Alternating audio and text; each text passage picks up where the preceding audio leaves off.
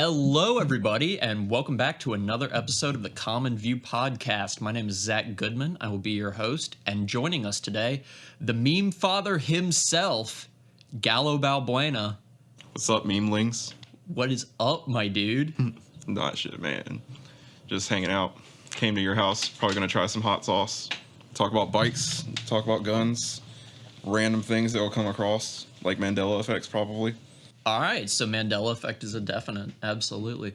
So, first thing you mentioned, since we last saw each other, I've known you for Like 7 years. 7 years. You probably have a better recollection of that than I do. Yeah, But, I had a couple concussions since then, but I still remember bits and pieces.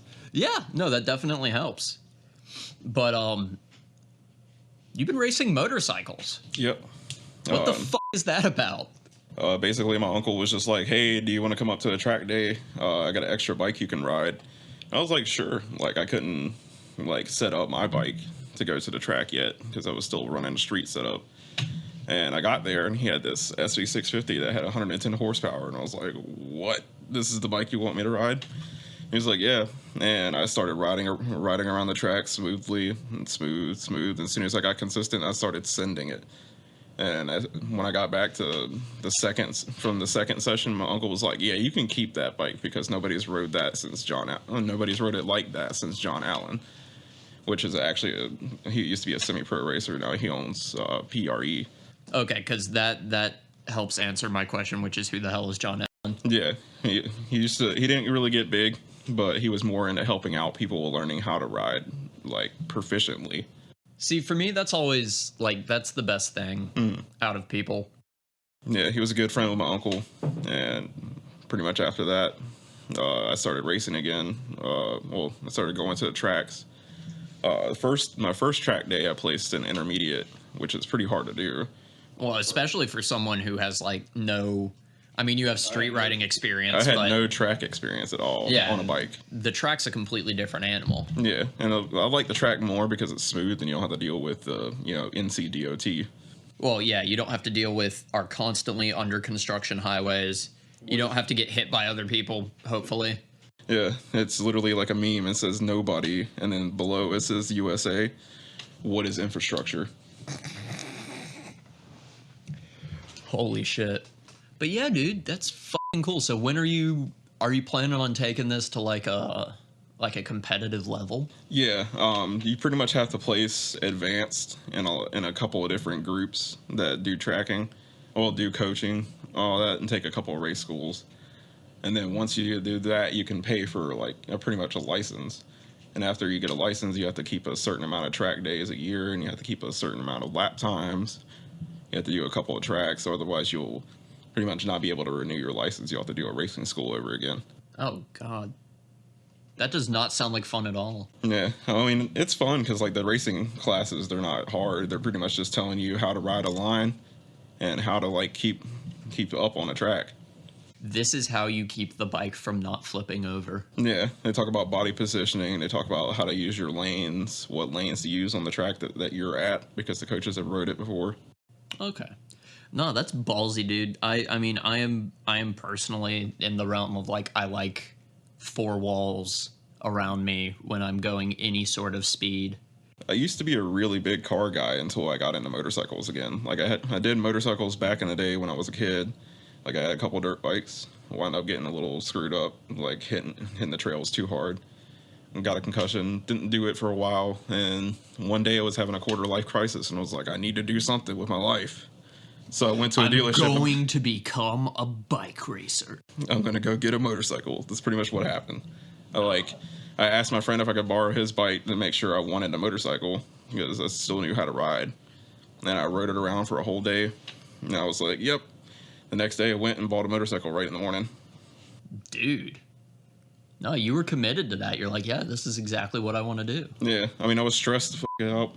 I had to deal with a lot of shit in my life. But I wound up finding an outlet for it, which was pretty healthy, except for the fact that people like to be dicks on the road. Yeah. No, because, just from as far as an outlet goes, anything that produces that level of adrenaline. Yeah. Because I'm sure you're freaking hyped, dude, going, how fast do you get up to? I mean, I commute to work at like 100. RPD don't ticket me, bro. Dude, RPD can't catch you. I mean, they could, but they'd have to try pretty hard. But I'm not gonna run. Like, I've actually had more instances where I pulled over going an obscene amount of speed, and they're just like, "Okay, be safe. Like, thanks for stopping." Nobody really ever stops. Thanks for not making us chase you. You made my paperwork a lot easier. The craziest time I've ever been pulled over for speeding, I was on my red FC07, and I was late to work. I was going like 110 on the highway. I came around the bend between Falls and Six Forks, and it's like a pretty long distance between Falls and Six Forks for, to be able to get away. So I just like pulled over, and the cop came up to me and he was like, "Hey man, you ride pretty good. Can I get your license real quick? I'm gonna run it and see if you got any warrants or anything. Just I want you to slow down." And I told him I was late to work. He was like, "Oh, where you work at?" And I was like, "I work at Ubisoft." And he was like, "Oh, all right, man, I'll be right back." He comes back and he like has a paper in his hand. I thought I got a ticket. Comes up to me, pats me on the back, and it was like, "Tom Clancy just saved your ass."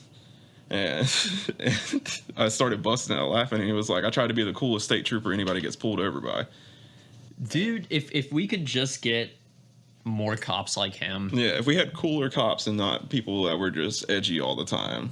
It's like, listen, we understand you got C's in high school and you have a little man complex. Yeah, I mean, it also does go a long way with the population that's in the cities. Like, no, I understand if you're spending most of your day pulling over people that are... They want something. They want some bit of action to happen. Yeah. Whether it's like a chase or something. Something they can put up on social media. Actually, last night, me and my buddies were out riding, and we were at the top of a parking deck. We saw a RPD helicopter with a spotlight on.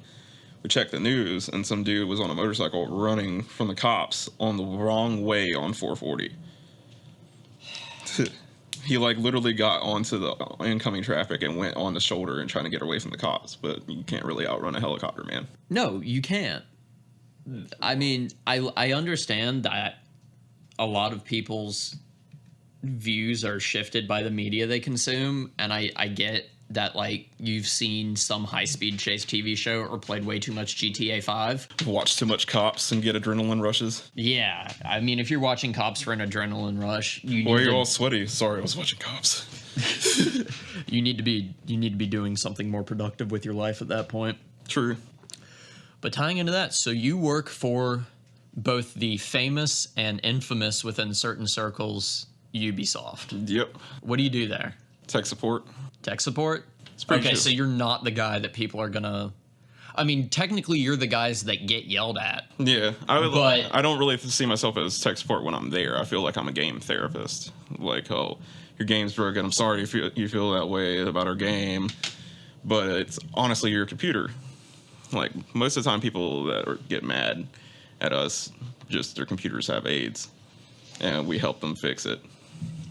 And that's always something good to come out of is like, all right, well, here's how you fix your problem, as opposed to just like, yeah, man, that sucks. Well, hey, thanks for calling. Yeah. I mean, like, we genuinely care about our peeps, and they come in. As long as they're not like cussing us out, we'll be there helping them out. Yeah, no, that makes sense to me. Cause I mean, I worked in customer service for years, and you get arguably the worst people alive half the time. Yeah, I worked in a lot of restaurants, and I would much rather deal with players all the time because I love the players. Like, for every one guy that's a dick, I get like 8 people that are cool. Well, yeah, and also, I mean, not to go too deep into it because obviously you work there. I have NDAs, so I can't really go that deep. Oh, yeah, no. Just in terms of like, UB catches a bit of a rap if you believe every YouTube games commentator that exists. Yeah, I mean, a lot of people go off of just, social cues like that. Like, they follow people, like, unless you're, like, watching Shroud or somebody, like, you probably are going to have an issue with most of the companies because of microtransactions. Microtransactions kind of made gaming a little edgy.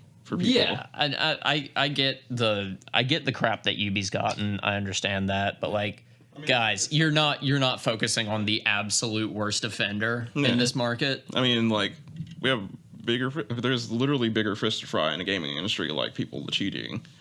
Yeah, or just EA in general. Oof. That's gonna be my comment for that. Just oof. Yeah. Yeah, that's pretty fair. Surprise mechanics. I mean, can I believe that they tried to pull that? Absolutely. But at the same time, I can't believe they tried to pull that. For those of you who don't know what we're talking about, so I'm sure you're aware of what a microtransaction is in a video game. That's where they have a small extra fee you can pay for some piece of content. Which is usually content you can earn in game. Yeah. If they do it right. If they do it right, yeah, it's just a shortcut. Except for most of the time, like seasonal skins and stuff like that can be just, true purchase with it. And instead of it being, stuff you can earn in game. No. And I'm sure you're all aware of what a loot box is. It's a randomized chest of generally garbage. Thanks, Gavin. Thank you, Gavin. Thank you, Valve. But so EA is the absolute worst offender, and they got so bad with their loot boxes that it started to be classified as gambling by different countries. It was specifically the Netherlands, correct? I think it was Netherlands, yeah. It had something to do with the EU they got in trouble with. Yeah, they got in trouble. It was specifically over FIFA. Oh, yeah. Because FIFA is super huge over there. Yeah, and it was getting pretty hard, and people were spending a lot of money on that game. Oh, yeah. No, I saw some of the figures, and people were spending, listen, I've had times where I was drinking too much and playing, a free-to-play game with microtransactions and ended up buying way too many loot boxes. Yeah. It happens. But we're talking about people that end up in an almost gambling addiction situation. There were people that went bankrupt over games before, but just purely microtransactions or purely spending tons of money on their video game, lifestyle. Yeah, no, without a doubt. And the other issue they had was kids taking their parents' credit cards. That's been a thing. That's been a thing forever. That's been a for thing for everything, honestly. There's a coloring book I really want on TV. Let me steal mommy's card and act like I'm 18 on the phone. Yeah, no, I mean, kids have been doing that since you could buy things with money. Yeah, well, with credit cards specifically. Yeah, but so the Netherlands hopped way up EA's rear. And was like, all right, so here's the deal. You're going to have to turn off your loot box system.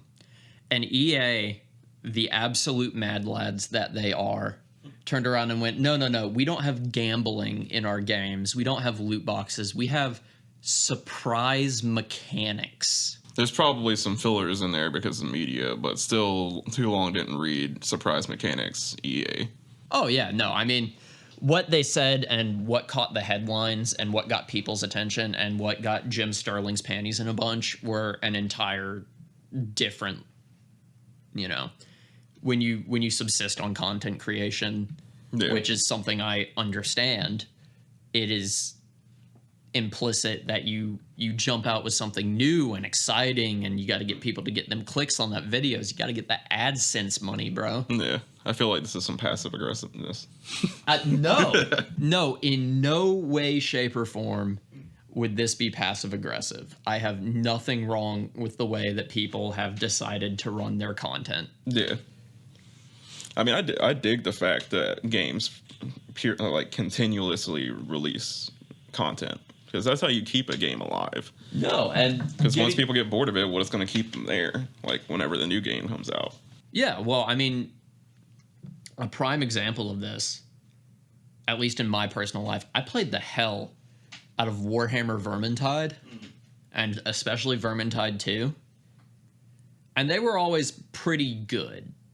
Tripwire's always been pretty decent when it comes to their quality releases, and they put out their newest one. They put out Winds of Magic, and it is absolute hot garbage. Yep. Speaking of hot garbage, let's talk about WoW Classic for a second. The fact that they should have never ended it in the first place and never shut down vanilla servers. No, they shouldn't have shut down vanilla servers. Because what they did was the equivalent of, you're not allowed to do this, only we're allowed to do this, and now you have to pay us money for Yeah, this. it's like you have people that can lease servers, but you don't let them do their thing. That's just kind of like if Valve cracked down on people doing sandbox modes on Gary's mod. Yeah, which is counterintuitive considering you give them the ability to do that in the first place. Yeah. And also, WoW Classic servers. Yeah, let's wait 8 hours to play a game. Oh man, I wasn't even talking about like the actual servers that ActiBliz put out, which was another. I was a World of Warcraft fanboy. Yeah. Okay. I played WoW for a while. I used to sell accounts. Yeah. Sorry, Blizzard. I know you guys don't like that. Yeah, what are you gonna do about it now? I played since the end of vanilla, Burning Crusade, Wrath of the Lich King. I think Lich King was my last. I played through Kata a little bit. Actually, I raided really hard through Kata. Yeah. And then I played through Pandaria, and when Oh god, Kung Fu Panda. yeah, when fucking World of Warcraft Kung Fu Panda Land came out, Yeah. I took a break. I took a break through Warlords of Draenor, which was fortunate because that was a hot garbage release. Yeah. I And mean, I they had a lot of hot garbage releases. Yes, they did. And then I came back for what's the new one called? I should know this. I sunk hundreds of hours I don't into know. it. I gave up on Blizzard a long time ago. Yeah, Because honestly, they can't release another game that isn't WoW. Apparently. no, we need Diablo 4, but right now I'm just really glad they're not putting Diablo 4 out because I don't want Activision's sticky fingers all over it. How to ruin Tony Hawk Pro Skater. How to ruin anything. Yeah. Like Activision, never mind. I'm not going to crush hard on Activision. Plenty of people already have. Yeah. There's no reason to do it.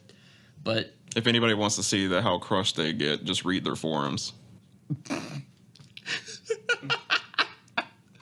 guys, what's customer service? I don't know. They got dragged really hard over the past few years on their forums. Oh yeah. Yeah. No, without a doubt, because I mean, they made a big mistake. That would be like some foreign car company coming in, buying, I don't know, not Ford, because no one cares about Ford anyway. Buying like Chevy and then redoing the Charger to look like a VW Beetle You mean covered Camaro? in anime sticky. Yeah, Yeah. that shows you about as much as I know about cars. Yeah, that's all right. Yeah. Taking the Camaro, making it look like a VW Bug, covering it in anime stickers, and wondering why people are mad. Yeah. It's like you guys took something The absolutely... Weeb Marrow. The Weeb Marrow. You guys took something absolutely beloved to the gaming community and crapped all over it. There's a lot of recycling that goes through video game industries. Like I get recycling game engines, but I don't get recycling games themselves. Like Madden. Like Madden is the same game for 4 years. They add like 1 or 2 features every year when it should have just been a patch to the original game. Yeah, and that getting back to Ubisoft, obviously I am not a Ubisoft stan, but to give them the benefit of the doubt, look at Siege. Yeah, Siege Okay. is a great game. Look at Rainbow Six Siege. Those guys have been staying on top of it when it comes to that game. I actually went to the majors that were in Raleigh, and that was an experience. How was that? It was pretty great. Like I didn't expect the layout to be the way it was, but all the gaming was going on upstairs in the ballrooms of the convention center. It's pretty rad to watch because there was like 150 people that were sitting down all at once, and there was people on the walls. Once Team Empire won, there was so much confetti that went up into the air that it actually got caught by the AC and blew all over the crowd. So I feel bad for any of my coworkers that had to clean up that. Ooh, yeah. Yeah. A lot of the staff that was there was actually some of my coworkers. Like she worked there during the majors. Sorry, I forgot the word for a second because we have so many. We have major, we have invitationals, we have just tournaments in general, ESLs. It's a lot to keep up with, and I have to add all those charms. Yeah, no, that sounds like it. Yeah. But no, it's a great community. There's a lot of toxic people in there, but there's a lot of not toxic people Well, that's any video game. Yeah, but it really Literally is. any game has a toxic community, all the way down to like Neopets. Like you're gonna find toxic people on the internet. Even Club Penguin had toxic people in it. Club Penguin had some great memes come out of it. Yeah, that was rest in peace. Everybody press F. Yeah, F to pay respects to Club Penguin. Gone too soon. Yeah. But I mean, they keep updating the game. They're keeping it alive. You know, they produce great content for the game. No, I played Siege for a long time, and I was a big fan of it. I always have preferred the more realistic milsims. I realize with Siege, you're starting to get into a weird realm of fantasy. Yeah, I mean, it's kind of I like to equate it between Counter-Strike and Soldier of Fortune, kind of. Ooh. Yeah. Ooh. That's a reference that a lot of people won't get. Yeah, because I mean, it's got, like, when you get into the CQB combats of Soldier of Fortune, it feels like that. It reminds me of SOCOM as well. Yeah, so as well as SOCOM. I loved SOCOM back in the day. SOCOM was great. I mean, just like the original Rainbow Sixes were great, which is why I was happy to see Siege be good. Yeah. Because Rainbow Six Vegas and Rainbow Six Vegas was the 2. shit. Yeah. Vegas 2 took so much of my teenage life. Same. I probably have like a couple thousand hours on that. It's absolutely ridiculous because that was, I don't want to sound nostalgic, but that was back in the day. Yeah. Where like it was worth sitting down and grinding and doing all that ridiculous stuff over and over and over again, playing the same map all the way through just to like grind Casino. those points. Casino was the lit map. Dude. Casino, and I think it was Dry Dock, or I can't remember. I don't remember the name of it. It was one of the desert towns that was super heavy on CQB. Yeah. But a buddy of mine, him and I would sit down and run that map for hours and hours and hours and hours just to unlock new camo patterns. Because it was worth it, because I wanted to go charging in through a window dressed as a pink beret. Right. You know, I wanted you guys to get your shit rocked by some dude wearing pink, dual-wielding scorpions. Speaking of dudes wearing pinks in the Tom Clancy game, the Rainbow is Magic update for Siege was hilarious. I haven't seen it. Tell me about it. So there's a map called Air Force One. It's a plane. For the Rainbow is Magic event, they changed it to Air Cute One, and it was a giant pink plane with a bunch of stuffies and all this random shit in it. And everybody was wearing, they let you choose a few operators. Everybody was wearing pink and white.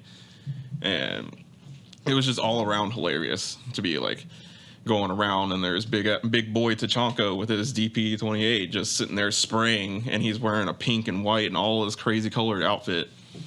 And it was just hilarious in general. See, that's beautiful. Like, that's the fan service that people want. Like, people want fun stuff. Yeah. It's enjoyable. Put it in once in a while. Like, I remember, same thing with the Unicorn secret level in Diablo 3. Yeah. Or even, to take it back to something Tripwire did, Rising Storm 2's Army Men mod, where it was plastic army men shooting at each other. Yeah, that was pretty great itself. No, my favorite thing was they yanked fall damage out of it because you're a plastic army man. Yeah. So you just had guys like just raining little plastic dudes out of helicopters. Rising Storm was one of my favorite series, especially Red Orchestra.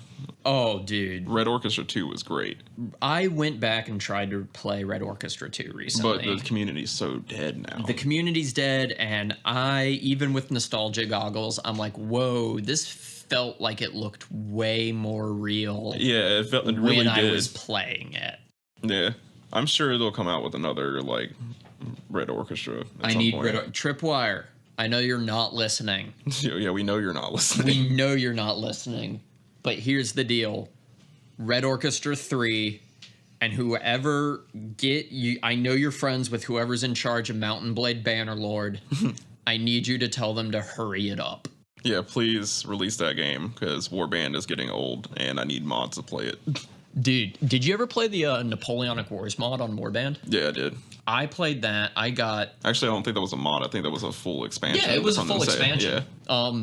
I usually play the Game of Thrones mod, or I'll play Nova Aetus. It's basically the update. It's like the same thing, but I think like 200 or 300 years later. Oh, nice. It's pretty cool. They have like black powder rifles in it, and there's a couple pistols. There's like flintlocks. Yeah, that reminds me of what was the one they did after that? Fire and Steel, or Fire and Sword, something like that. Fire and Sword, yeah, something. Whatever it was. That one wasn't as good. Yeah, Warband was the best. Warband was the best, and Napoleonic Wars was like only good for the people that like the RP. Napoleon's last great effort. oh, dude, I got in really deep down a rabbit hole with that game. I joined a clan. Oh man, that like RP'd like the 82nd Scottish Fusiliers or something like that, and they had like a private server for like training practice where you had to form like squares or circles or do bayonets. And then I played only once one of those large scale battles, and it was absolutely ridiculous because they had 3 or 4 clans in there. There was 400 people in that server. Yeah. And you're sitting there just in a row on a hilltop with your little smoothbore black powder musket. It takes 10 seconds to even attempt to reload. Yeah, you can't hit shit even if you're trying. Yeah. And just volley firing at people. Oh, hey, Tim. To those of you who don't know who Tim is the fattest rat that has ever been fat, and he is running around the room right now because he likes people. But only sometimes. So, do you play... When you're playing Mount & Blade solo, do you play with or without cheats? Without. So I used to do that, but then I found out if you just cheat your way up and then just chill and like can actually do the story with an army, it's way more fun and intense because you can have these big ass battles. That was my favorite thing, is like, I know it's not an original concept, but it was the same thing that I really loved deeply about PlanetSide.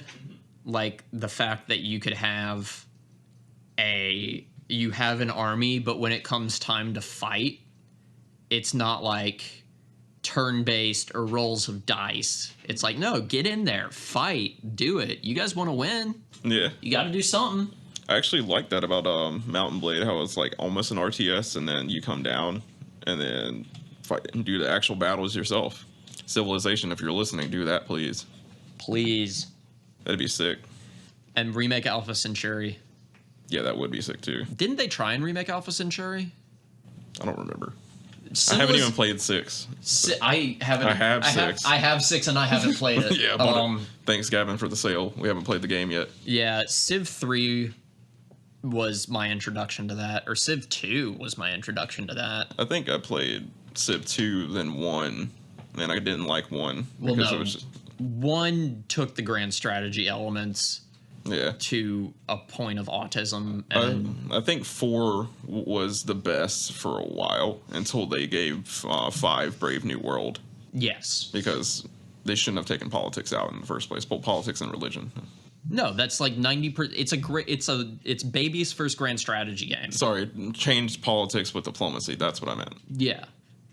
No, it's baby's first grand strategy game. Like, you got to do that. Like, I went in, I played 1 game of Europa Universals and put that down because if I wanted to actually study history, I would go to college and not try and play that game.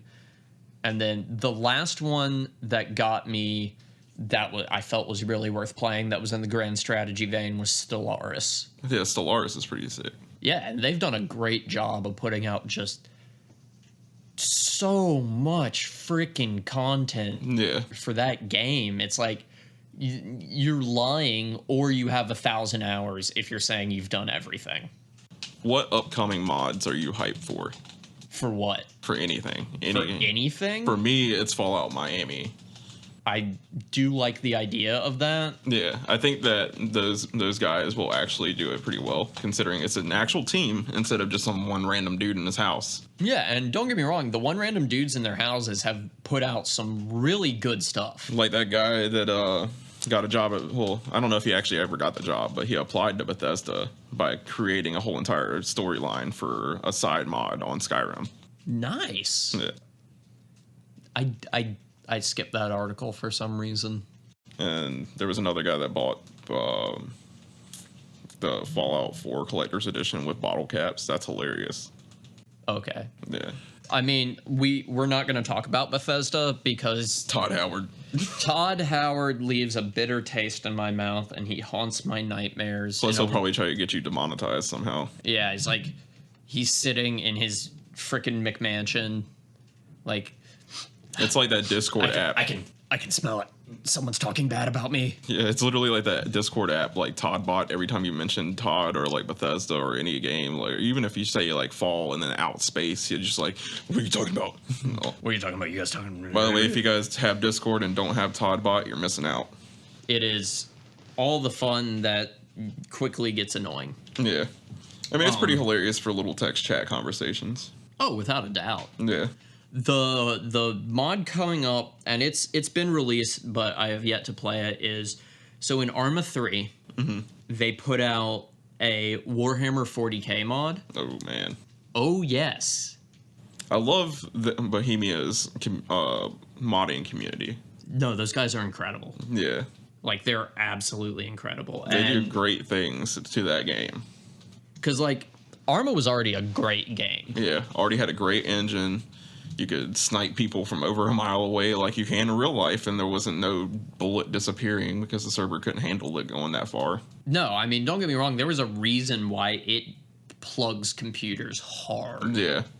But you got arguably the closest thing to realism that you were gonna get out of a video game. I personally like Squad because I like just a touch less space. Yeah, because Arma's pretty vast and Squad is a little bit smaller. And I mean, I've played matches of Arma where we spent, 2 hours hiking up a hill only to get shot at the top of it, and it's over. It's like, yeah, is that realistic? Absolutely. Is that a fun time? Not particularly. You ever play Escape from Tarkov? No, I kind of wanted to. Yeah. I looked into it briefly. I don't know if it'd be worth buying now because, like, if you bought the special edition that they had back before it was moved to Unity 2.0, I don't know if it actually ever got moved to Unity 2.0 yet, but they gave you a bunch of stuff, like in this $120 edition, that you could literally just keep in your stash, and every time you would die, you'd be like, oh, well, I got 4 more AKs in my stash. Yeah, that was I didn't like the loss of items upon death. Yeah. It's the same reason I never ran out into the wilderness in RuneScape. Yeah. Like, I like my stuff. I'm a hoarder in games. Didn't you play PUBG, though? I did play PUBG. Yeah. Yeah, but you don't really lose stuff. Yeah, I mean, you just die, and that's it. You just die. Yeah. And I mean, just dying, I'm cool with. Yeah, you die. If every time I died, they took that one slightly different shaded pair of sneakers that I had to open 10 loot boxes for, then I'd be a little miffed. I'm sure somebody that's listening to this will be, like, triggered because they just have China #1 screaming in their head from PUBG. Gets capped, and they just stay in the spectator screen. Little guy runs up, and you're like, China #1! And grabs your loot and runs off. Possibly teabags you. Oh, definitely teabags you. Yeah. No, I haven't played PUBG in a while, which is okay with me. I haven't played it in a while either. I didn't really play any Fortnite because, I mean, this is an old joke. I'm going to recycle it again. I don't like shooting people and then they turn into a building. Yeah, the build is pretty crazy. Like that. It's like Rust on crack. Look, Ninja had to get big somehow. Yeah. But then we'll go back to Ninja. He actually quit Twitch. He did quit Twitch. The Mixer got him. Yeah. Which they have honestly, they have a better platform than Twitch. Well, of course, if you're... It's built in. Well, not of course as if Twitch is a bad platform. Yeah. Twitch is a fantastic platform because it was the only thing that did what it did dedicated. Yeah, and then a couple other streaming services came out and pretty much took the Twitch monopoly away, and now they're starting to build their own content creators. I talked to Joseph Cody Jones was our previous guest. Mm-hmm. And I talked to him about this when we got into the Twitch Mixer thing, that what you're looking at, and this is a bit of a flip, what you're looking at from a business perspective is the same thing that happened with MySpace and Facebook. Exactly. Which is if Twitch is MySpace, it was the king because there's nowhere else to go. It had a monopoly on the market. Where else were you going to go? Were you going to stream on Facebook Live? No, you weren't. You could have streamed on YouTube, but not really many people did that. You needed an encoder, and you needed all this crap. And you needed to make people go to YouTube. Yeah, which most people don't like being on YouTube because of ads. And then, like, if you don't... back in the day, I don't know how it works now, but you didn't immediately get... If you had a monetized channel, you didn't immediately get, like... that criteria, I mean, that your little quota added onto your thing because somebody pretty much had to see if it was a good stream, a good appropriate stream. Ooh. No, but like Twitch had its own problems. Twitch still has its own problems. That's for... Every software is going to have its own problems. You want to hear someone yell about Twitch's problems, look up It's a Gundam on YouTube. Okay? Watch that guy be really... I watch that guy just be really salty about Twitch for every episode. But then again, that's what his fan base demanded, so... Speaking of Gundams, you should get Joel Stone up on here sometime. I don't know Joel Stone. He works at Holy Mountain Printing Company. Word! Yeah. Okay, I know Holy Mountain. Yeah. Holy Mountain, he does some... I think he might do some of the designs. I know he does a lot of Gundam building. Word. So he's got some pretty cool videos. Oh, heck yeah, I'll check him out. Yeah. Because, I mean, I have respect for anyone who can sit down and build intricate pieces of plastic. I played 40K tabletop. Yeah. Which is, pound for pound, Warhammer 40K is more expensive than crack cocaine. Yeah, it really is. Yeah, no, I mean, I think someone actually did the math on that, which boggles my mind. But the ability to sit down with a tiny piece of plastic and intricately paint it for hours upon hours upon hours. Yeah. Yeah. Like, I have respect for anyone who can do that. I have respect for anyone who has hands steady enough to do that. Yeah, my hands don't work that well anymore. Yeah, mine used to do that, but that was probably aided by Adderall. Yep. Because, man, you want to sit down and intricately paint something for hours? Take a 20 instant release. Yeah, take a 20 IR, 2 if you're feeling real froggy. Yeah, 3 if you want to be tweaked.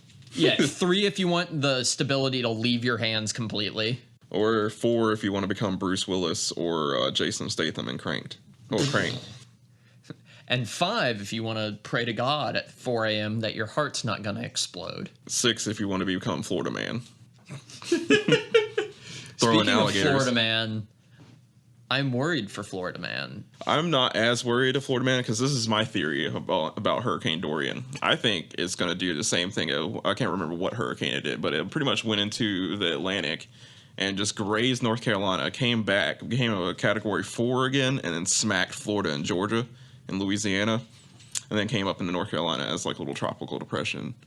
Oh, I'm not worried about North Carolina Man. But I think Florida Man will be the only man left in Florida after Dorian hits him twice. Dude, I hope for their sake that doesn't happen again. Because, also, if anybody is in Florida, please leave. Yeah, leave Florida, okay? You guys dealt with... Was it Maria that did them real dirty, or was that Puerto Rico? I think it was Puerto Rico. Point is, hurricanes are bad. Point is, big windy storm strong, big windy storm bad. You guys built your houses on the United States penis, and it's extended deep into that ocean, and it's just waiting to get smacked. Not to mention Miami's not going to exist. Well, it'll become the next Atlantis in like 40 years. So. Oh, yeah. No, guys, if you own property in Miami, just go ahead and sell it. Trust me. Yeah. I know. This isn't insider trading. This is just common sense. Yeah. I mean, your beachfront property, here's what you do. You buy property 50 miles back from the beach. Yeah. Okay? You wait 20 years, you have beachfront property. You sell it. And then you go buy a mansion in the middle of Idaho where no amount of rain or global warming is ever going to get you. Yeah, you might actually have forests by then. Yeah. Dude, Oh, wait, am I thinking... I don't know. It doesn't matter. It really doesn't. Yeah. I mean, either we're doomed or we're not. But speaking of hurricanes, I do have a good hurricane story. Okay, go. Ham, dude. So I was just chilling on Facebook one day. I can't remember what hurricane it was, but it was back in like 2012. And I was just chilling on Facebook, sitting in my Jeep, just enjoying the rain. And these guys were like, hey, our van broke down. And they were in the middle of Durham, which isn't too far away from where I lived in Wake Forest at the time. And they were like, hey, we really need to go to New Bern to, like, track this hurricane because we do it for our school. And we really need this because this is what our project was going to be, or else we'd fail. So I hit them up because they had posted in this group. I was like, hey, I have a Jeep. I don't have a van. Can your equipment fit? And they were like, oh, yeah, we don't have that much equipment, and most of it goes on the top anyways. So I drive to them. They strap all their equipment to the roof, and, like, one dude just, like, folded my seats down in the back and was chilling back there with a laptop and a bunch of those, like, blankets behind him. Driving to New Bern, just smoking cigarettes, chilling, talking to these guys. We get to New Bern, it's probably like 80 to 100 miles an hour winds, smacking it. And I had to park in an alleyway because they told me if I didn't park in an alleyway, that rocks and shit could just fly up and crush my windshield or just shatter my windows, dent my car. It's pretty much like Randy Johnson throwing hail at you. Yeah. The last thing you want is a stone cold stunner on your windshield. Yeah. So he was like, this guy that was sitting next to me in shotgun was like, you ever been standing out in a hurricane like this before? It's actually pretty fun. So we, like, all get out of the car. And we're sitting in, like, right in front of this alleyway, and they have their little tools, reading and everything. And all of a sudden we hear, like, a really loud grinding sound. And we look to our right, and they're coming down this hill is some dude on a longboard with a kite. He's windsurfing a longboard in the middle of a hurricane, flies past us. We just wave at him because we didn't know what to do. And he just, like, screams at us. He was like, I would wave back, but my hands are busy. It was a pretty great experience. It was so random. New Bern was completely dead because most people just evacuated. And, like, there was a couple people that stayed, like, surfed. Like, when we were leaving, we saw people surfing. Yeah, just surfing down Main Street. Yeah, pretty much. Like, it was getting to we had to leave because the waves were smacking the levees. I don't know if they're even consider them levees. They're just rocks. But they were smacking them and going splashing over, and we were like, it's probably going to start flooding soon. Yeah, and it did. Yeah, it did. It, like, wound up flooding like an hour after we left. Well, you made it out in time, but that's the story of how you accidentally became a storm chaser for a day. Yeah, and it actually got addicting. I started doing that more, except without a team. I would just go drive into a hurricane. Did you GoPro it? No, I wish I did. Oh, you should have. Yeah, but I've drove. This is the year. This is the year to do it again. True. I drove through Irene, Sandy. It's probably been like 5 hurricanes now. I can't remember them all. I think it was Jose. I don't know, pretty much every hurricane that's hit. Everyone that's hit North Carolina. Yeah, in the past, like, 7 years. Word. Yeah, well, good size hurricane. Yeah, I mean, we're not talking like if it hit us at a Category 4, I was probably out there on the road being like, "Hey, I'm gonna drive through this puddle in my lifted Jeep." Yeah, we're gonna see whether or not this was worth the money or not. Yeah. Actually, I'd imagine the lift, that's one of the few times the lift is absolutely worth the money. Yeah. I actually had to wake people through because they got stuck into a part that was like, it was probably like 2 or 3 feet deep of water in the road. So I drove fast through the water so that way they can drive behind me and get through it without, like, floating off. Dude, look at you. And they didn't know where they were. They were like, we can't get anywhere. Everywhere's flooded. Well, yeah, you're driving in a hurricane. What did you expect? Yeah, like, don't be as crazy as me sometimes. If it's a hurricane outside and you've never driven one, don't do it. Yeah, it's pretty spoopy. And don't do it in your Toyota Camry. Like, do it in something that weighs a lot. That weighs a lot and that will not get washed off the road. Yeah. Because, let me tell you, 80-mile-an-hour winds were making my Jeep rock. I went fly fishing in a tropical storm one time. I didn't intend to go fly fishing in a tropical storm. I was fly fishing and we got hit by a tropical storm. No. But I was out there looking like the Gordon's fisherman in my little yellow hat and boots and rain jacket and everything, trying to whip trout out of this pond. Mm-hmm. And just out of nowhere, winds kick up, start blowing super hard, and then before I know it, I am now moving without consciously deciding to do so. I take it you didn't check the weather. I did not check the weather. Probably for a few days. It's also why I don't fish. Yeah. Then again, I was young during this story, but it's the same time I've camped through a tropical storm before. Yeah. Which was kind of neat. We were up in the mountains in a place called Raven Knob, and we were in Adirondacks, which an Adirondack is pretty much a 3-walled cabin. Yeah.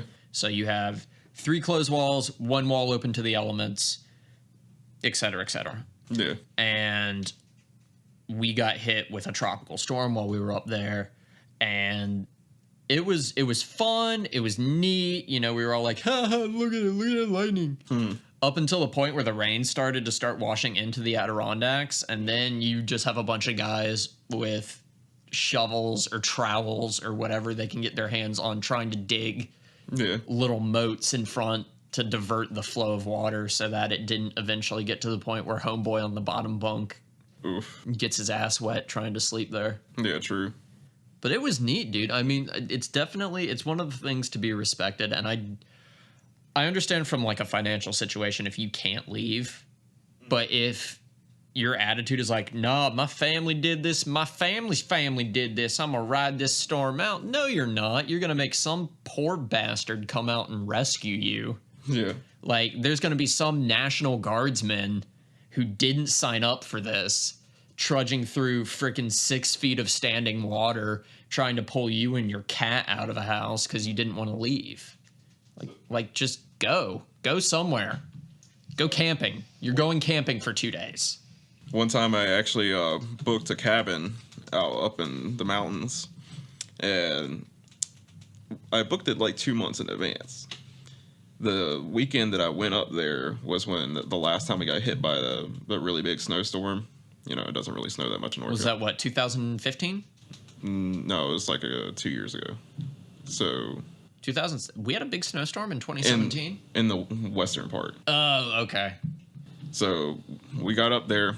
They were like, "Oh, it's only going to be an inch or 2 of snow. It'll be fine. Like, you guys will be able to leave by the end of the week because like we have dump trucks that come up here when it snows and clears it out." So we go get some beans and stuff to eat, and we got some meat. Power goes out, and pretty much I don't know what happened. I guess it flipped the breaker, and we couldn't get to the breaker box, and none of the maintenance guys could get up the mountain.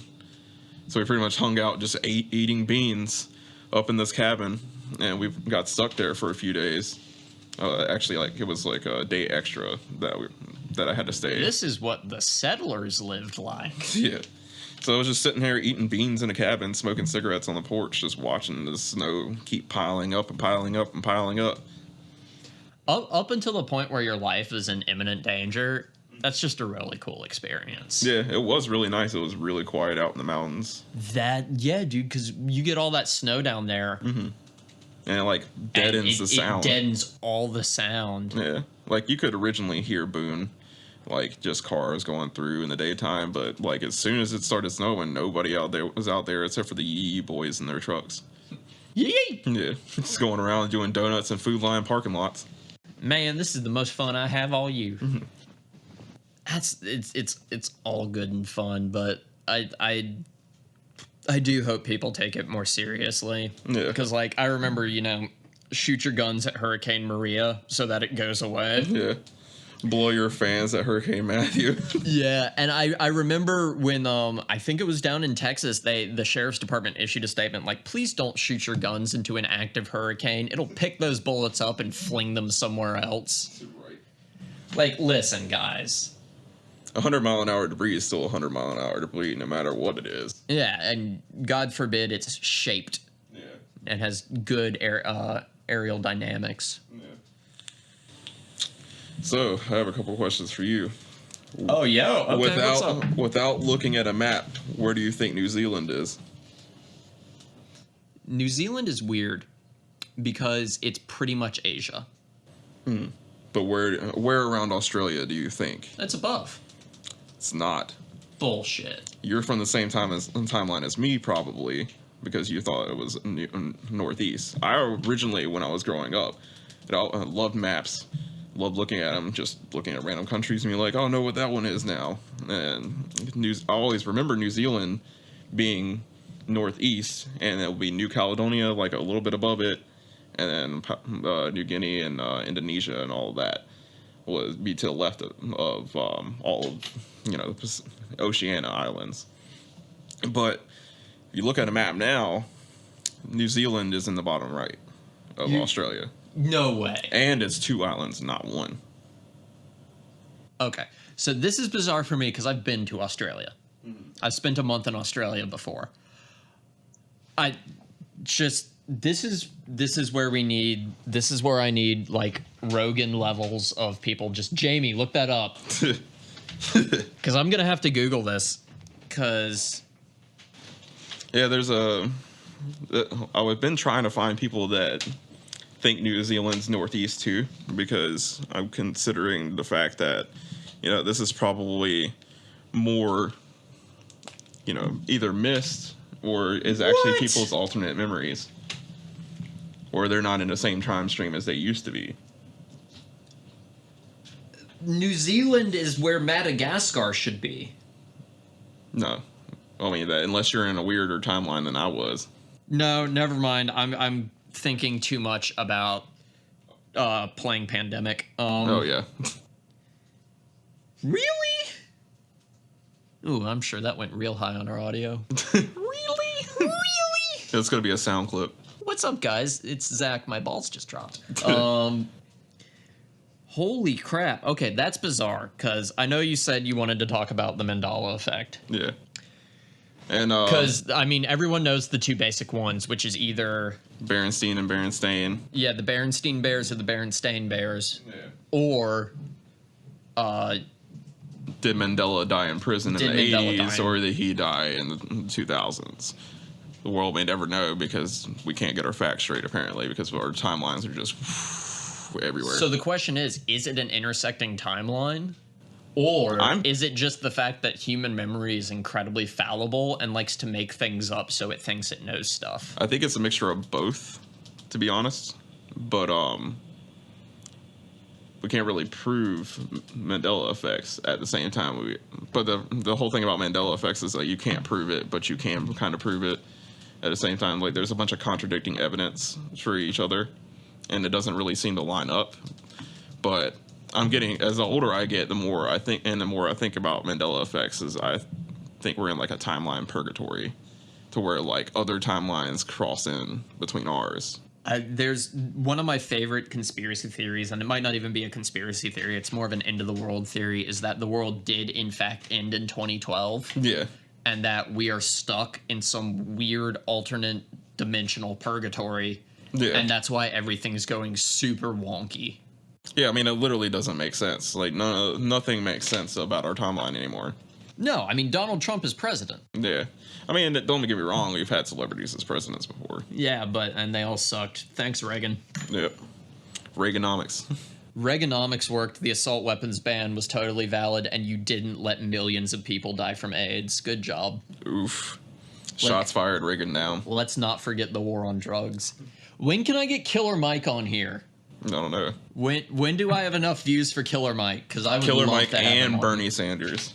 Dude, that was a hell of a combo. Yeah, that was. I think he's milking Killer Mike a little bit too much. But what was another one? All right, Looney Tunes, but TUNES or TOONS. What do you remember? I remember TUNES. Okay, so it is TUNES. I've actually asked people about Looney Tunes before. Most of them say TOONS, and that it wasn't as musical as Looney Tunes is. And that kind of blew my mind a lot. What was another one? The spelling of Chick-fil-A. Is it CHICK, or is it CHIK? I think that one got confused because of their advertising. Yeah. Because of the cow spelling poorly. Yeah, that's true. Like, that one makes more sense to me of just, like, human fallibility than something like New Zealand is no longer where I thought it was. And another country to keep your eye out on is Sri Lanka. That country moves a lot, if you ever pay attention to maps. What? Yeah. It's supposed to be. It was originally supposed to be just the south of India. Then there's maps, like modern-ish maps, that will show it to the southwest of India, or like almost direct west of the tip of India, or it'll be like direct east of the tip of India. Like, countries move, and that's how you know that we're in a weird correspondence of timelines. That, or let me offer you a counterpoint. The inside of the earth is hollow, and the mole men who are in charge of where countries are shifting the levers too much. That could be it. They're physically moving the countries. They're teaming up with the reptile boys to like make it warmer for them in the earth. Our reptilian overlords. No, like, look, there's certain conspiracies I'll dive into. Like, we all know Epstein didn't kill himself. Yeah. And, you know, the global pedophile ring, for whatever you can say about Alex Jones and the fact that he's an absolute nutcase. He was right. He was right. Right-ish. That's his thing. He's right-ish about some stuff. I think he's just so crazy that his craziness is just right in some aspects. Well, yeah, I mean, he was right about gay frogs. Yeah. He was. He was. There was chemicals in the water. That was turning the friggin' frogs gay. Well, it wasn't turning them gay. It was actually making them, what's the word? It's not, because it's not transgender, because I don't think frogs have gender identity. It's the thing that allows an animal to change its sex based on need. Yeah. I can't remember the name either. Yeah, there are fish that can do it, and what it was doing is the chemicals were getting with the frogs and making them able to change gender. So though it did not turn the frogs gay, there were chemicals in the water. They were messing with the frogs. Yeah. Give me another Mandala effect. Smokey the Bear or Smokey Bear? What? That's one? Yep. It's Smokey the Bear. Smokey Bear. Really? Yep. Really? Yep. You're blowing my mind right now, dude. Another one is, did Darth Vader say, Luke, I am your father, or no, I am your father? No, he said, no, I am your father. Yeah. Luke, I am your father became the, like, catchphrase from it, because it's, you killed my father, no, I am your father. Yeah. That's just, once again, I think that's just, like, people taking sections of something and repurposing it for the meme. Yeah, I mean, they do that. Some people post a lot of fake news all the time. You fake news. Yeah, fake news. We have the best reporters. I'm not even going to try and do Trump right now. But, oh, man.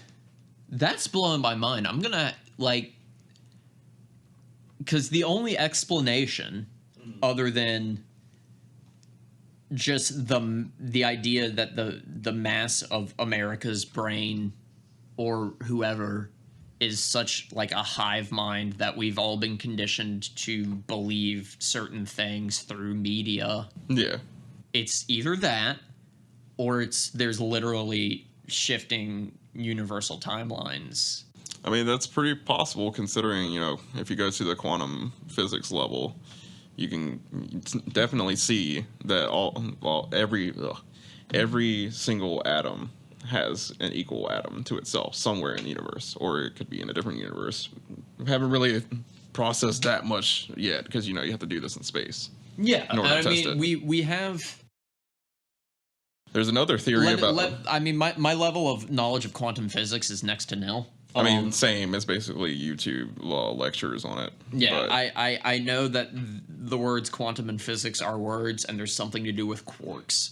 I mean, quantum tunneling, you have, you know, two things connected to each other, essentially. So there's one of you here, and there's one of you elsewhere.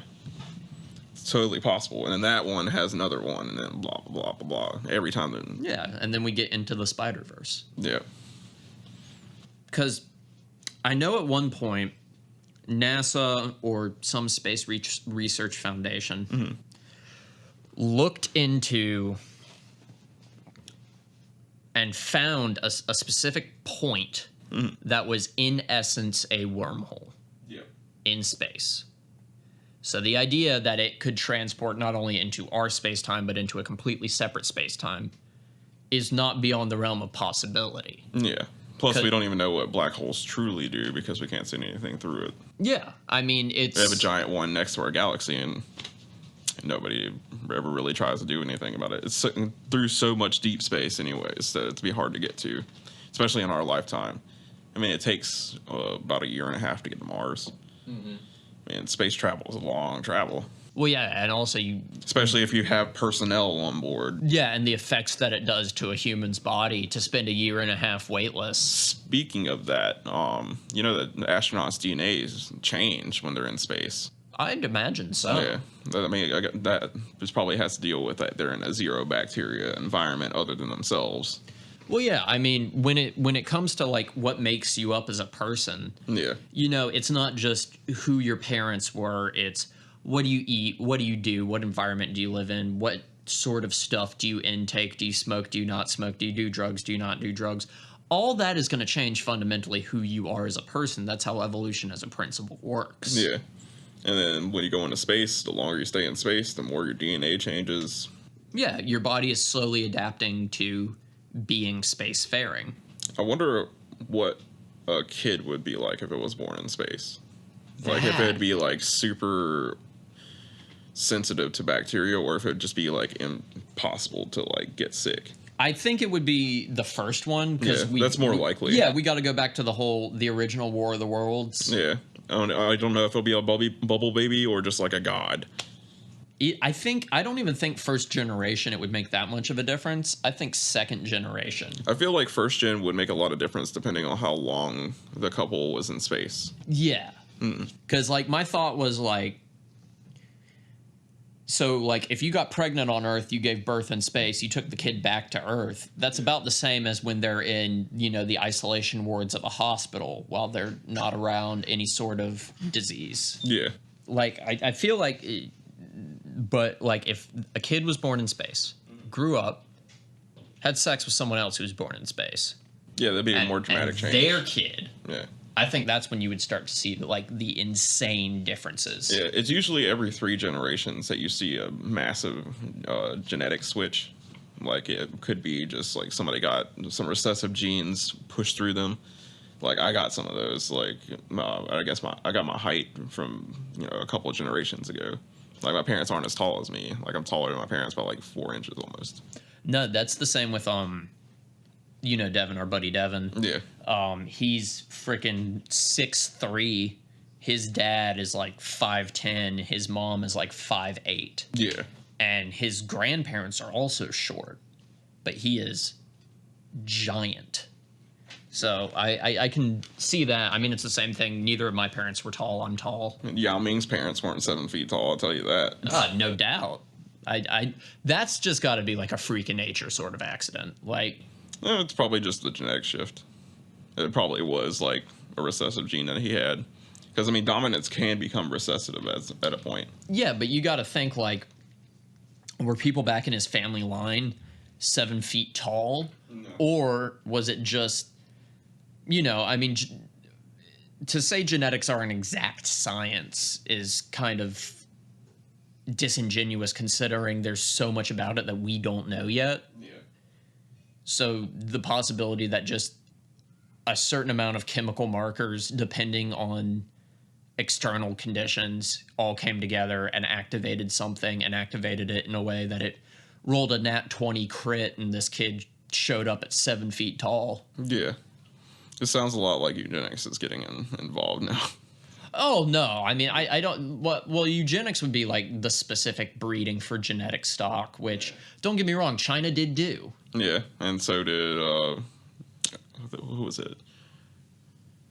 I can't remember what Nazi scientist it was that went... Mengele. Yeah, Mandala. He went down to somewhere in South America, apparently. Yeah, he escaped to Brazil. And spiked the water supply, and they wound up having, fraternal twin rate of, 50%. Really? I listened to a lot of...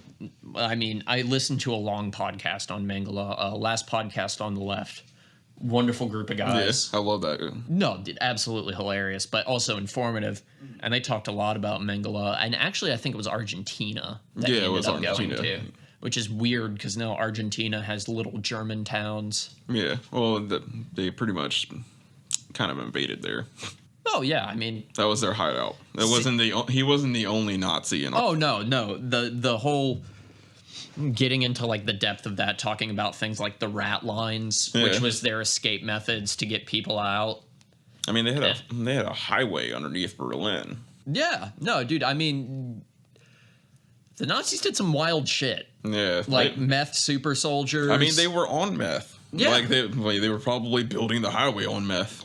yeah, no, I mean, Literally, blitzkriegs were methed up soldiers that went into towns, and they had little tablets that looked like Mentos that was actually just Yeah. chemically pure methamphetamine, and you would Altoids. yeah, and you'd feed your soldiers that, and they did it for a while, and then they stopped doing it because they recognized the after effects of that. Like, it was great for blitzkrieg, it wasn't good for fighting a continuous Speaking war. of taking drugs and fighting off a lot of people, there was this one Finnish guy that I can't remember what his name is because it's a Finnish name. It has Jürgen Dargen Jürgen Dirksen. Yeah, it probably has like 5 umlauts in it. But anyways, I think he like got injured, got stuck in the mountains. There was Russian soldiers. He pretty much took two things. I don't really know what they were, but they gave him the Finnish soldiers, Finnish Civil Guard, and it said just take one in case of emergency on the box. And he was like, "All right, I'm gonna take like 2 or 3 of these." I wonder And what he went two on, of like, these do. Yeah, he went on like a 2-day killing spree of killing Russians. You're not talking about Salmo Haya, are No, you? no. Simo Haya, he It's Simo, not Salmo. yeah, Salma Hayek. He was a badass too in itself. The White Death, dude. Yeah, would roll through literally Russian tents with his. It wasn't a PPSH; it was a Finnish version of it. I think it was KP-31 or something like that. Roll through skiing, just spray down tents and go on his merry day. His just, for me, like the fact that he did that all of his sniper kills with a iron-sighted Mosin. Yeah.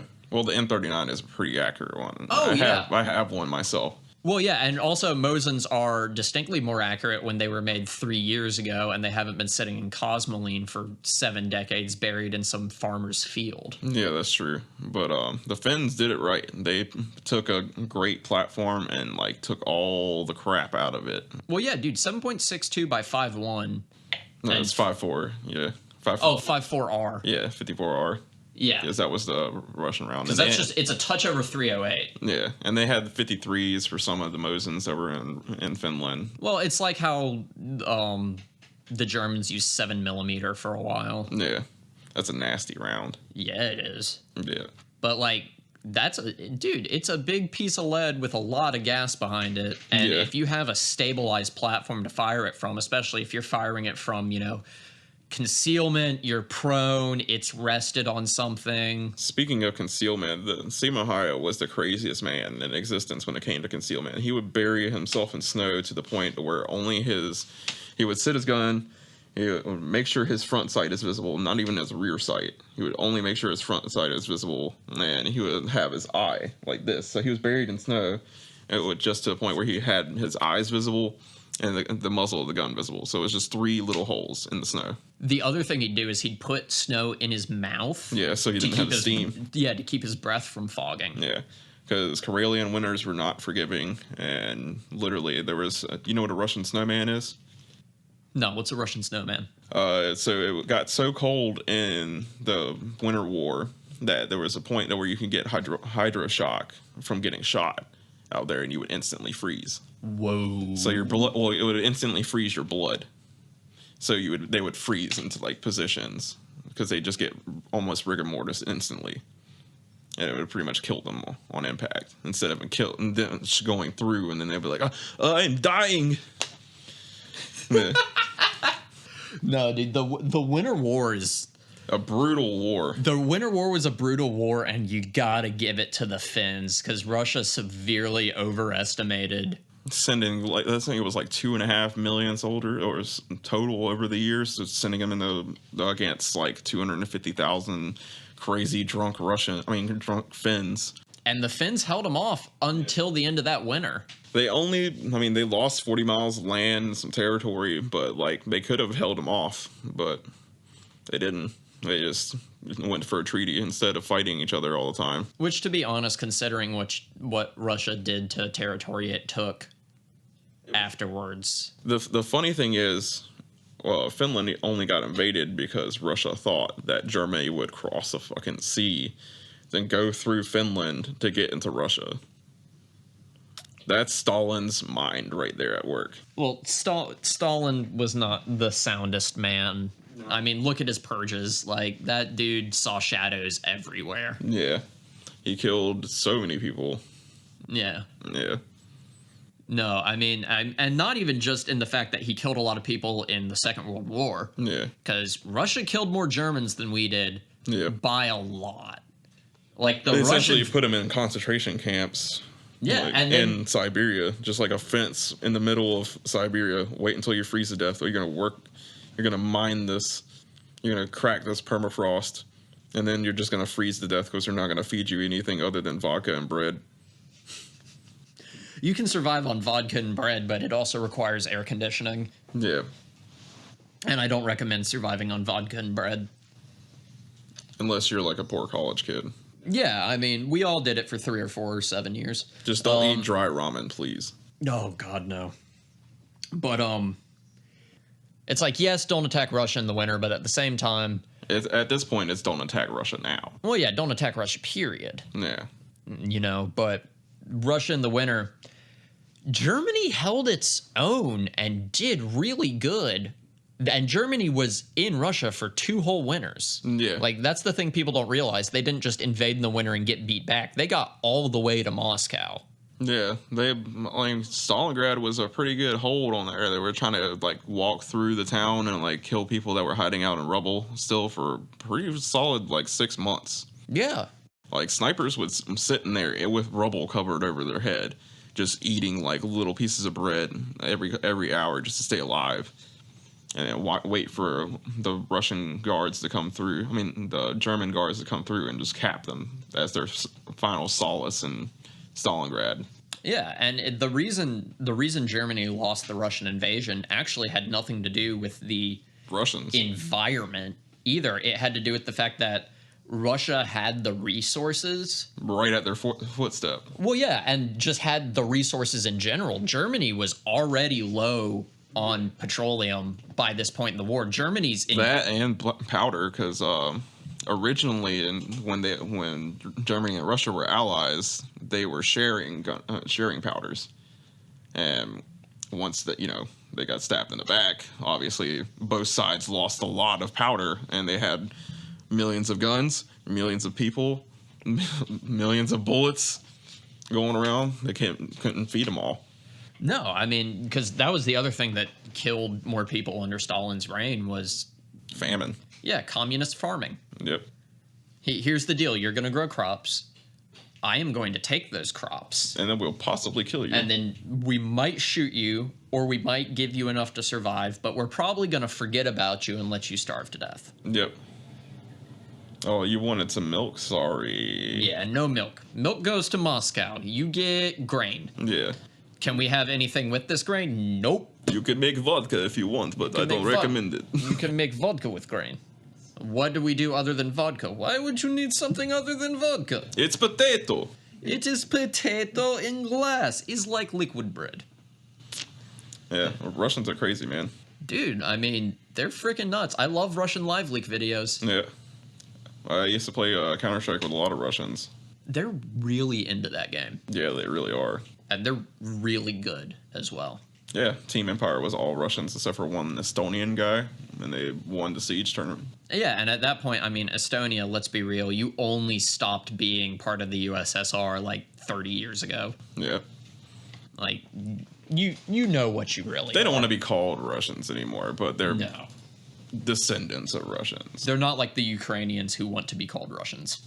Yeah, Crimea. Nah. Crimea River. That is terrible. That is God, that was the most bizarre thing when that happened. It's like, so we have Russian vehicles with guys who speak Russian wearing Russian uniforms invading Ukraine. With no patches. Are these Russians? Nope, not Russians, but they're wearing... nope, not Russians. What about the tanks that have Russian? Nope, not Russians. No, they literally... They pulled a Shaggy on the entire EU. It's just like, Vladimir, is this your army? Wasn't me. No, but we have you on camera. Wasn't me. You took this town. Wasn't me. And eventually he wasn't mead his way out of it. Yeah. I mean, he did almost the same thing with Georgia. Yeah. The one wild thing to me about the Ukrainian conflict, well, there were plenty of wild things about the Ukrainian conflict, other than that was the last time Vice did good journalism. Oh, yeah. The fact that the Cossacks made a resurgence during that was wild as hell. Because I remember watching Vice's coverage of the Ukrainian war was incredible. I watched a lot of CCTV of that. I remember back in 2014 we actually hung out during that time. During the Medine. Yeah, we were.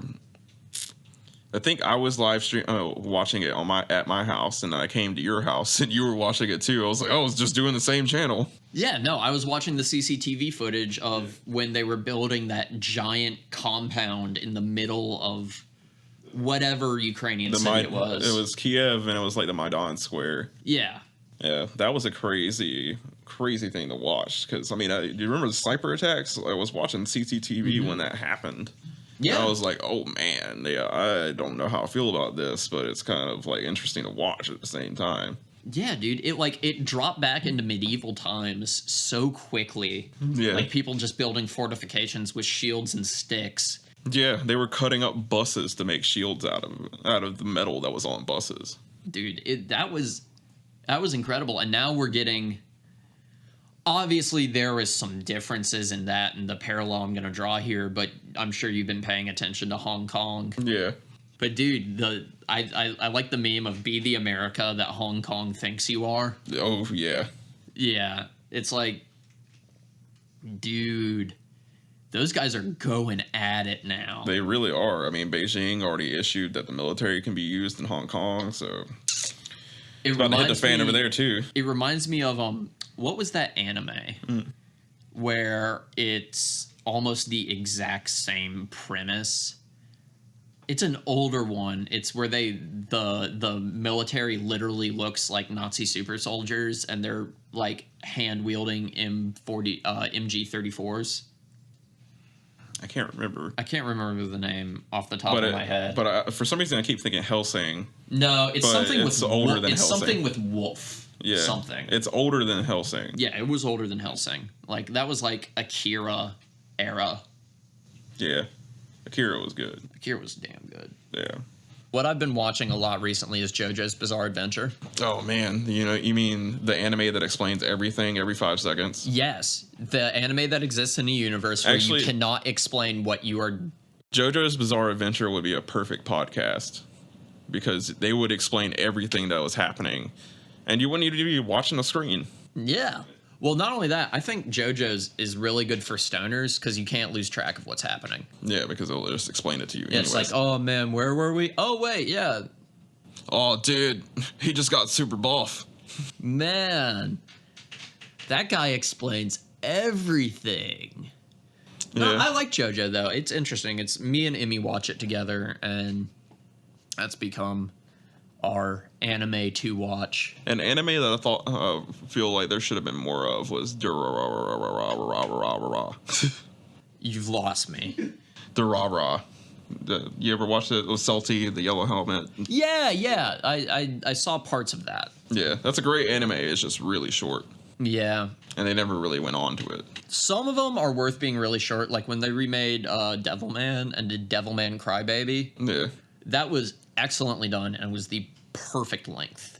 That's true. Because like they got to the end of that story, no one was okay with what happened, and like that was one of the few animes I watched where it ended and I was sitting there like, yo, what? I'm not okay. I haven't felt like that since Evangelion. Yeah. I feel like that could have been done a little bit better. Yeah. No, but like, I don't know. There's certain ones that are done really well, and then there's One Piece, which has gone on for way too long, even though... Same thing with Naruto, fucking like 1,000 episodes. Dude, I once sat down with my roommates and tried to watch through all of the, like, semi-abridged Naruto, like, watch through Shippuden. Yeah, and then Bleach, oh. Let's not. Or Inuyasha. Yeah. Oh, Inuyasha was the best out of everything we just said. That was really long. Inuyasha! Kagome! Inuyasha! Kagome! I mean, there you go. You understand the plot of the show. I seriously enjoyed Inuyasha just because of like how dorky it was. I enjoyed it at the time. And yeah, same. I wouldn't go back. There was the other one that came out around that time, and I don't remember the name of it. It had to do with guys battling each other, which is incredibly vague, but in like an arena sort of way. The name is on the tip of my tongue. Maybe, I think it started with an R. You know what I'm talking about, though? I remember we're talking about it. Wasn't it on Toonami? Yeah, it was on Toonami. Yeah. Because that was all of our generation's exposure to it. Yeah. It was like Toonami and Dragon Ball Z. Yeah, and if you had internet, you were lucky to find some anime. Yeah, well, the early days of the internet. Yep. The long-forgotten lawless wasteland. That's true. Dude, I remember when you had to type in IPs. Ooh. No, I do actually remember before, with gaming, before DNS. Mm-hmm. Oh, God, that name is on the tip of my tongue, dude. This is going to drive me insane. No. Another anime that's like that is Baki. You watched it on Netflix. I was told to watch it, and I never watched it. It's pretty much like a fight to the death tournament, but it can be anywhere. Like, it doesn't have to be in an arena, and there's, like, no rules. You know what my favorite anime was when looking at it with nostalgia goggles? Zoids. It's pretty good. I never really watched a lot of it. I liked it. I liked Zoids, especially when they did their part where it was like the mech war, where it wasn't like a Gundam ripoff. Mm-hmm. Like when it was a Gundam ripoff and it's just like, oh, it's Gundams but animals. Like that was okay. But when it was people piloting the animal military vehicles in a full-scale war, that was baller as hell. Yeah. I liked Code Geass a lot. Code Geass was good. I'm a huge fan of something I can't remember. This is your PSA right here, kids. Don't do drugs because your memories will not come back. Also, don't get concussions because your memories will be random. Oh, Gurren Lagann. Oh, yeah. Gurren Lagann is in, as far as the wheelhouse of stuff that I will put up at, like, the pinnacle, Gurren Lagann is one of them. Gurren Lagann was really good. Kill la Kill was okay-ish. Yeah. It was... Netflix has been picking up a lot of animes. Well, they have to. They have to do something, dude. Yeah, because they're getting spanked by everybody else now. Amazon, Prime Video. Amazon's original series beat Netflix's original series into the ground these days. Man in the High Castle. Philip K. Dick, dude. Philip K. Dick. We can't bleep that one because it's his name. That is his name. Philip K. Dick. I mean, if you don't know who Philip K. Dick is, first off, do Androids Dream of Electric Sheep, which is the basis for Blade Runner. Yep. Man in High Castle, A Scanner Darkly, just like real dystopian future stuff. I really enjoyed Man in the High Castle. Yeah, it's really good. And it's thought out, and they try to wrap up plot holes. Which I appreciate. Which I wish Game of Thrones Season 8 did. Because whatever happened to the baby the Night King took. Okay. Okay, a sore spot has been hit. Game of Thrones Season 8. D&D, if you're listening, I hate you. Listen, okay? RR, I need you to do something. I need you to finish writing those frickin' books. And execute Order 66 on D&D, because fuck them. Dude, no, those guys screwed that up so so hard. I get that your last book was going to be pretty much almost the same, but you definitely would have done better on season 8. Because the problem with season 8 was just like, We're talking to him like he's actually listening. I don't care. Listen. I'll send a physical copy of this medium to your house. Listen. Things have to happen in between big events. The teleporting that people were going on, the random shifts in character. Like, okay, in season 1, you'd build up a character for the entire season just to see a minor change in them, and then 5 seasons later they would evolve into whatever form they were going to take for the rest of the show. You can't take Daenerys, make her one character in 2 episodes and a different character in the next 3, okay? You have to explain things working out. And also, why did you nerf ballistas? Right. Also, what was another thing? There was another thing that really upset me. Oh, yeah. The random Dothrakis and the random Unsullied that were in that episode after they had died. Like, how do you lose, like, 90% of your army and there's just tons of people still alive? Like, pretty much almost all the Dothrakis were said to be dead. The one good episode in that season was the Battle of Winterfell. Yeah. The Battle of Winterfell, I have few to no critiques of. Yeah. In comparison to the rest of that season. Yeah. And I'll even argue that the first 2 episodes were okay because you very much felt that they were trying to wrap up plot points. Yeah. But it felt rushed. It did feel rushed, but I just appreciated that they were wrapping up plot points. And then they didn't do it. Yep. Again. Yep. Jon Daenerys. Inuyasha. Kagome. Dragon throne. Dragon melt the bad throne. Yeah, and it's been long enough that you guys should have already seen this. Yeah, don't give me spoilers. Like, oh, I haven't seen it yet. That's your fault. It was the biggest TV show in the United States for like 10 years. And Europe. Yeah. If you haven't watched it all by now, guess what? You're lying to yourself if you're saying you're going to eventually watch it. You're not. It's like when I kept telling myself that I'm going to finish Battlestar Galactica. Oh, yeah. I'm not going to finish Battlestar Galactica. Bears beats Battlestar Galactica. I got 3 seasons in, and then as soon as I had to use a flowchart to figure out which stuff to start watching next, I got out. Yeah, that's what kept me away from BG too. I mean, it's a really good show. Yeah, it's a good show. But I mean, it hits me with a weird. So my favorite sci-fi show of the era where sci-fi still put out good sci-fi shows was Stargate SG-1. Mine was Next Gen. Next Gen's good. Yeah, Next Gen's real good. But for me, I loved Stargate SG-1, and it gives me huge Stargate nostalgia. Deep Space Nine also was pretty good at points. Oh, yeah. Like, I mean, the more action-y seasons of it were great. The more of, like, hey, I'm just going to walk around this space station and look like a dick, then that's a whole different one. Yeah.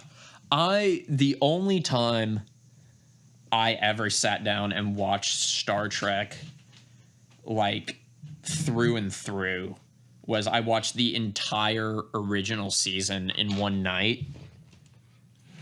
And that was pretty good. But anyway, man, first and foremost, thank you so much You're welcome. for coming. If you want to tell people where they can find you on social media, if you want them to follow your stuff, follow your racing, follow your epic meme glory. Yeah, my Instagram handle and pretty much a lot of my handles are all going to be Gal Drogo, which is GAAHL Drogo. And like you'll understand why I look like Fat Aquaman. So, but absolutely. And just briefly before we sign off, first off, thank you everybody for listening. Thank you for tuning in. We're going to talk briefly about the sponsor for the podcast today. The sponsor today, as it was every day, is Oak City Hot Sauce Company. Oak City Hot Sauce Company from Raleigh, North Carolina, making custom craft hot sauce that is better than your average sauce and available to the masses. You can find us at oakcityhotsauce.com, Oak City Hot Sauce Co. on Facebook. We're on Twitter. We're on Instagram. We're on YouTube. You can find us. Please do. Just make sure if you eat some of his hot sauce, don't touch your genitals afterwards. Yeah. You will seriously regret it. You will. I've done it. You didn't have to. But once again, everybody, thank you for listening and have a wonderful evening. Goodbye. See you guys.